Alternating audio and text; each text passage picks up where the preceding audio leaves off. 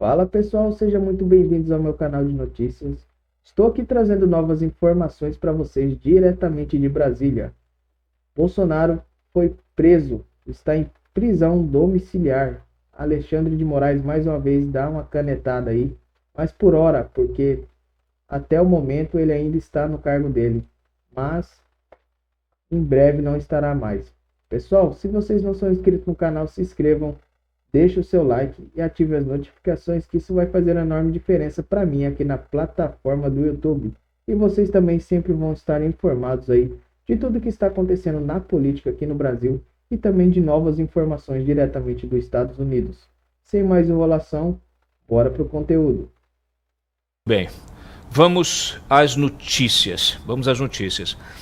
Coloca, por favor, Brenda, o link 1, que foi justamente a decisão do Moraes, chegou ontem à noite, e nós colocamos rapidamente no site com a decretação da prisão domiciliar. Vamos ver os detalhes dessa prisão para quem ainda não viu, tá?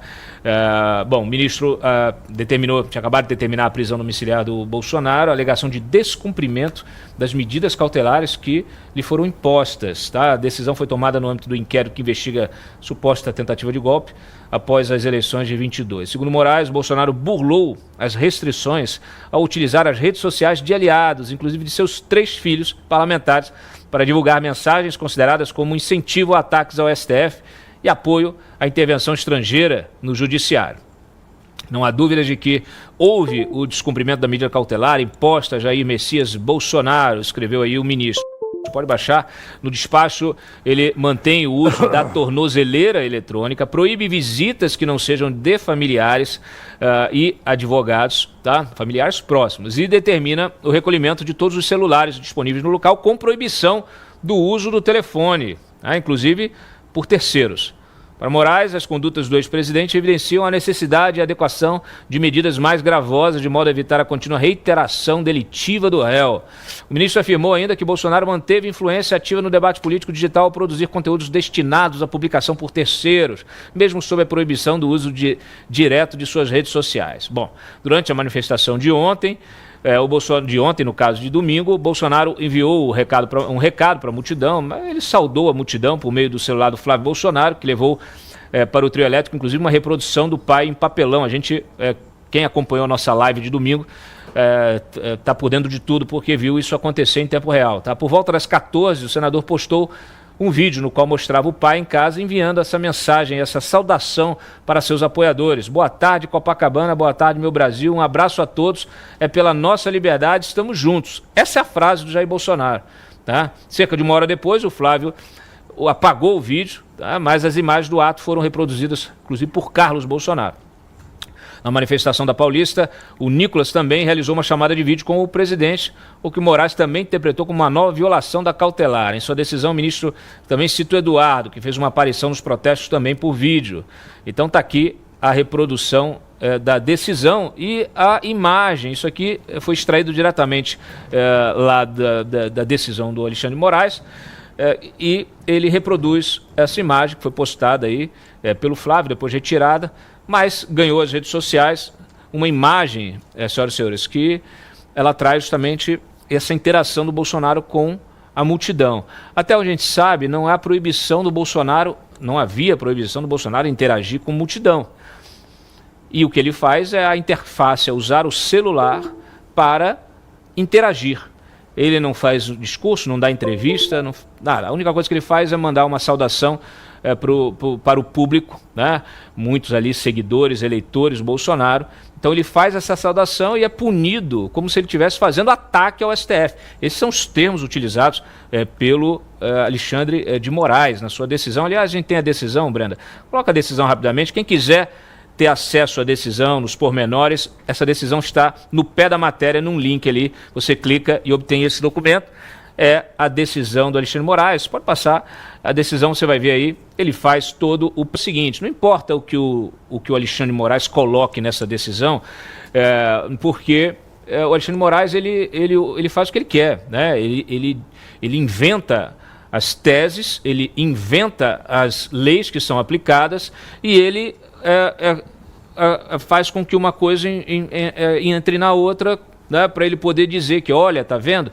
Olha, é impossível, né? Esse sujeito não pode ficar por aí usando rede social, ele não pode ficar por aí usando celular, por quê?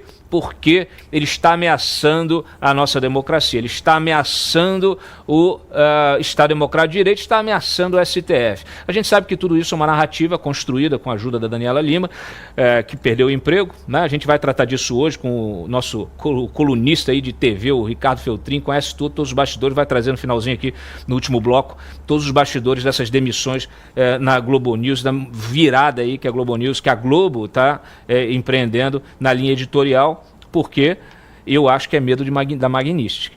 O Feltrin vai trazer a opinião e as informações dele aqui. Mas o fato é o seguinte, essa gente, essa mídia vagabunda, né, essa mídia corrupta também, e aí nós temos aí vários veículos e jornalistas que fazem esse papel sujo de colaboracionista de um regime ditatorial, tá? Essa gente é que construiu uma realidade paralela e justifica medidas de força, né, em função dessa narrativa. Então, olha, efetivamente, a gente pode aqui entrar nos meandros dessa decisão, inclusive temos várias postagens nossas aqui, o André Marcília detalhou também, nós temos as reações, nós vamos ver todas as reações, Nicolas, Eduardo Ribeiro, do Novo, Zema, todo mundo aí que reagiu, até o Tarcísio surgiu aí, um abraço, governador, ele sabe que eu provoco ele, mas eu prezo muito o Tarcísio, só que o Tarcísio estava silencioso, né? Não apareceu lá na manifestação de domingo, mas ontem ele falou assim, não tem jeito, eu tenho que gravar meu vídeo, gravou o vídeo, a gente tem o vídeo do Tarcísio também para assistir, mas daqui a pouco. Deixa eu ouvir os nossos comentaristas, vamos começar pelo especialista, pelo advogado, o nosso querido Leonardo Corrêa, que é presidente da Lexon. Para quem não conhece a Lexon ela é o anti-prerrogativas. O Léo não gosta que eu fale isso, mas eu falo mesmo assim, porque a gente precisa ter a medida das coisas. A gente tem um grupo que chama Prerrogativas, que não defende prerrogativa nenhuma, só a deles mesmos, a prerrogativa do PT, de querer mandar no país, de se apropriar da máquina do Estado, de usar essa máquina para perseguir opositores, para enriquecer essa turma toda aí de advogados, ficam fazendo acordo. A gente sabe tudo que está acontecendo nos bastidores. Então a gente tem que falar, olha, hoje existe, até ontem não existia, mas hoje existe um grupo que faz o contrário, que é a Lexon, que defende a Constituição, que defende a lei, que se inspira em exemplos internacionais de sucesso. Esses dois aí que estão na tela aqui, eles integram e o Léo é o presidente. Então, parabéns sempre pelo trabalho, porque é assim que a gente vai ocupando o espaço do debate público, se organizando, trazendo as pessoas com capacidades e com os mesmos valores para esse debate. É isso que eu tento fazer também nessa plataforma, e eu fico muito feliz quando a gente vê a profissionalização do debate público na direita através desse tipo de iniciativa. Mas, Léo, hoje é para falar da prisão, fica à vontade. Foi bom até você falar na Lexon. Vamos pensar nos princípios, né? O Estado existe para preservar liberdades. Preservou-se a liberdade do ex-presidente Jair Bolsonaro? Não. A separação de poderes é essencial para a Constituição. A separação de poderes está sendo respeitada nesse país? Não. A função, a atribuição e dever do juiz é dizer o que a lei é e não o que ela deveria ser. Isso está sendo feito pelo Alexandre de Moraes e pelo Supremo de modo geral? Não. Então, os três princípios da Lexon não estão sendo hoje observados no país. Eu acho, assim, eu li a decisão, ela repete assim, o mesmo modus operandi que o ministro Alexandre de Moraes tem tomado reiteradas vezes. Eu acho que não tem fundamentação. A gente vê nitidamente, tem novamente aquelas letras garrafais, que são verdadeiros gritos dentro da decisão, que não é apropriado. O juiz deve ter um comedimento e se comportar de uma forma bem equidistante do caso que ele está julgando, né? Não é isso que a gente está vendo. E é um exagero. O que o Bolsonaro fez para essa medida? Assim, ele apareceu num vídeo, numa manifestação. Então a manifestação está proibida, não tem mais direito de manifestação e de reunião no país, a Constituição está revogada, não está mais em vigor. E isso é muito ruim para o país, isso tudo que está acontecendo, e dizer que isso tudo é em prol de defender a democracia não faz o menor sentido. Não tem lógica nisso tudo que está acontecendo, na minha visão, assim, isso é mais do que o direito. O que a gente está vivendo e vendo nessa decisão, no meu ver, é uma reação do ministro Alexandre de Moraes à sanção que foi imposta pelo governo americano. E as notícias que foram divulgadas pelo Schallenberger, o Eli Vieira e o David Agape ontem nas redes sociais, que nenhum jornal brasileiro de grande porte quis divulgar, não se sabe por quê, né? Aliás, talvez a gente saiba, mas é uma coisa, é um certo grau de covardia de não divulgar uma notícia grave, importante como essa, e que aparece, inclusive, uma pessoa que foi réu simplesmente por ter feito uma postagem contra o Lula. Então, é uma situação que é muito mais do que o direito. Eu acho que o ministro Alexandre de Moraes está levantando, esquentando a chapa ou dobrando a aposta, como se tem dito, na linha do que ele já tinha feito no passado. Eu acho que foi interessante você falar sobre a questão do refém, Cláudio, porque na época em que ele peitou o Elon Musk, a mesma estratégia foi adotada. Eu escrevi na época para o Instituto Mises, falando o seguinte: ele estava querendo usar os funcionários do X como reféns, porque a decisão de deixar abertos os perfis que o ministro havia bloqueado não era dos executivos no Brasil. Os executivos no Brasil estão cumprindo uma determinação no exterior. Então, assim, por que você pune esses indivíduos que não têm o poder de tomar essa decisão? Porque a decisão vem do exterior. Então, é para usá-los como refém. Então, está se usando também o ex-presidente Bolsonaro como refém. Agora, o problema disso tudo é que a gente precisa entender o que são relações internacionais. E aí é preciso ter leitura, né? Quem leu Man, the State and War, do Kenneth Walt, sabe que relações internacionais é uma relação de poder. Então, quanto de poder o Brasil tem, independente de estar certo ou estar errado, independente de os Estados Unidos dever ou não fazer o que fez, quanto de poder o Brasil tem para dobrar a aposta e peitar os Estados Unidos da América? Essa é a pergunta. É simples. Então, seres humanos racionais, numa situação dessa, iam olhar e entender: nós não temos poder para peitar os Estados Unidos da América. Então, qual é o caminho? O caminho é um caminho negocial, o caminho é buscar uma solução para o problema. E não é isso que está acontecendo. O Supremo está aumentando, colocando querosene na fogueira, e eu acho que vai ser muito ruim para o Brasil nessa situação. E não tão ruim quanto as pessoas dizem para os Estados Unidos. Dantas, vamos lá. Eu não sou criminalista, mas o que eu tô lendo desde ontem é que, mais uma vez, como o Léo colocou, né? Mais uma vez o Alexandre... Peraí, Carol. A gente também não está falando de direito penal, a gente não está falando de nada disso, tá? É outra coisa o que o Alexandre de Moraes faz, então fica tranquilo.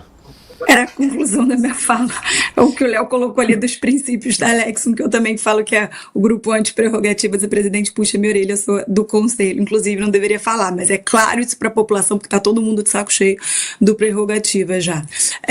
Mas vamos lá, até onde eu estudei na faculdade, você precisava do Ministério Público se manifestando aqui, não teve. Então, mais uma vez, sai 100% da cabeça do Alexandre de Moraes, né? Pegou até os próprios advogados do presidente de surpresa, né? Na verdade, não tão surpresa, eu estava na manifestação domingo, né? Então estava assistindo de perto o Flávio Bolsonaro quando o pai ligou e ele colocou ali, ele estava com um cartaz, uma foto, sei lá o nome daquilo, um banner, com o Bolsonaro tamanho real ali, ele botou o microfone, botou o celular do pai, botou o negócio para mostrar o vídeo. Ali eu já falei, pronto, vai vir amanhã a preventiva, né? Porque de fato ele tinha deixado aberto ali antes, que ele não podia se manifestar em rede social, e a gente sabe que a interpretação alexandrina de não poder se manifestar em rede social significa rede social do fulano que ele nunca viu. Se alguém posta um vídeo do Bolsonaro falando alguma coisa, já é considerado manifestação em rede social. Então imagina do filho. Depois disso a gente teve